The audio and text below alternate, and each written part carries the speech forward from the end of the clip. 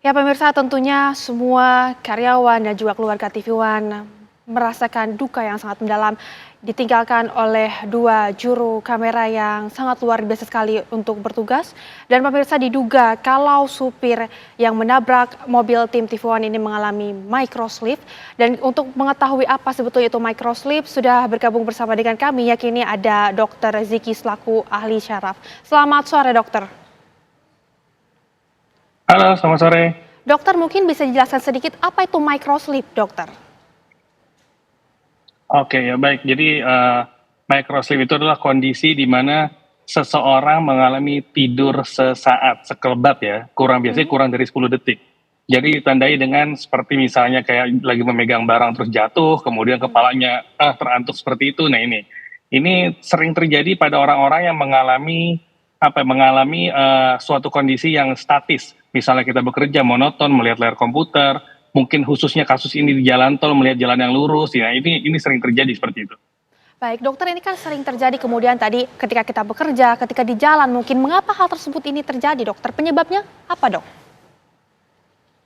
Ya, penyebabnya paling pasti adalah dia ada tanda kutip utang tidur ya gitu ya. Hmm, Jadi orang-orang yang mengalami tidurnya tidak berkualitas sehingga otaknya itu masih meminta untuk istirahat, tapi fisiknya tetap memaksakan sehingga otak itu akhirnya ketika tidak ada rangsangan yang simultan, tidak ada suatu hal yang membuat otak itu terangsang, artinya sesuatu yang monoton seperti tadi, maka otak akan meminta untuk tertidur lagi. Itu yang pertama.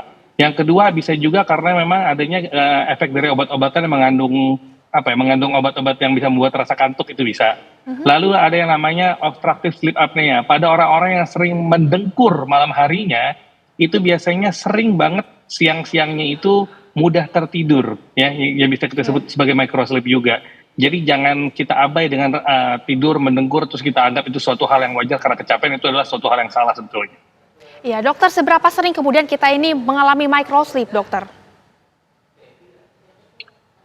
Setiap orang bisa terjadi ya, mungkin kita Mhm. sendiri di rumah atau misalnya kita sedang main handphone terus tiba-tiba kita ketiduran itu handphone kena muka sendiri. Nah itu Hmm, namanya microslip juga, tapi kan tidak berbahaya, tapi yang berbahaya kalau kita sedang berkendara itu. mhm. Setiap orang yang mengalami gangguan tidur, baik itu kurang tidur, kualitasnya tidak baik atau memang dia mengalami obstructive sleep apnea tadi yang mendengkur, itu sangat mungkin terjadi microslip terutama di siang hari. Mhm. Resikonya kemudian seperti apa ini, dokter? Kalau misal kita sedang berkendara.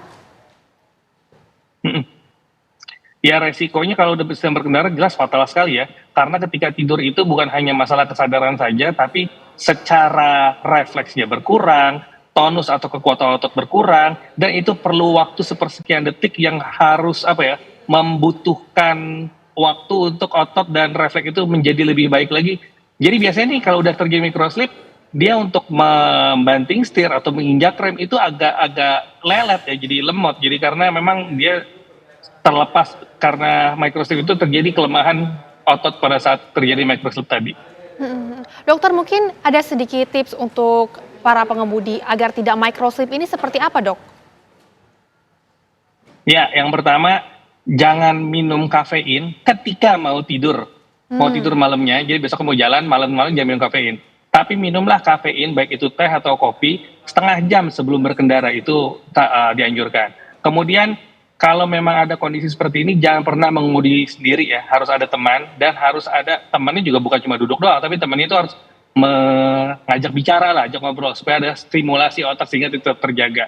Kemudian berikutnya lagi jangan mengkonsumsi obat-obatan yang bisa menyebabkan kantuk. Lalu kalau memang sudah memiliki riwayat mendengkur, baik dikatakan oleh keluarga atau siapapun yang melihat kita tidur, itu jangan pernah diabaikan karena mendengkur ini adalah salah satu faktor yang menyebabkan microslip dan bisa menyebabkan gangguan pembuluh darah pada kasus yang lebih berat lagi. Dokter, kalau misalkan ini dilihat ya, ada banyak sekali kejadian microslip ini, dok. Tadi bukan hanya sedang berkendara, tapi juga sedang beraktivitas. Itu selain penyebab utamanya kita hutang tidur tadi ya, dok ya.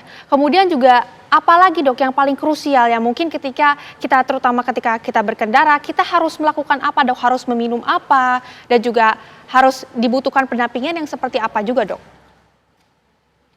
Ya, minum air putih itu sangat penting ya ketika berkendara karena kenapa? Otak itu akan mendapatkan aliran oksigen yang baik.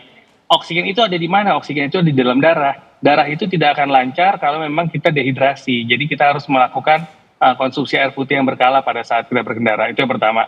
Kemudian itu tadi saya bilang. Jadi lakukan kalau mau berkendara itu lakukan istirahat secara periodik. Mungkin secara 2 jam sekali kita istirahat. Kita oksigenasi harus bagus. Apalagi kalau kendaraannya ber-AC yang udara sirkulasinya dikatakan kurang baik ya, itu bisa kita lakukan buka kaca secara periodik atau kita turun dulu setelah 2 jam kita ke rest area.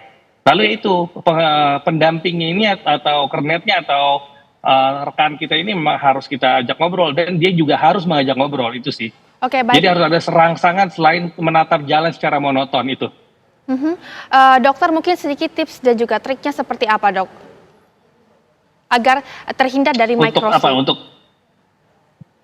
ya itu, yang penting dia harus tidur cukup, jangan mengkonsumsi kafein sebelum tidur, minumlah kafein kurang lebih setengah jam sebelum berkendara, baik itu teh atau kopi, lalu buka kaca secara periodik untuk oksigenasi atau sirkulasi udara dengan baik, cari pendampingnya juga yang talkative, yang bisa mengajak bicara, lalu setiap 2 jam sekali kita lebih baik turun dari kendaraan untuk beristirahat, untuk melakukan stretching dan segala macam yang tentunya akan membuat badan menjadi lebih rileks dan lebih segar itu.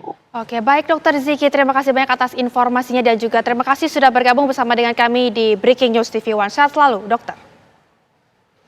Dan pemirsa TV One masih berduka atas kecelakaan maut di Tol Pemalang yang juga mengakibatkan pemirsa rekan kami meninggal dunia.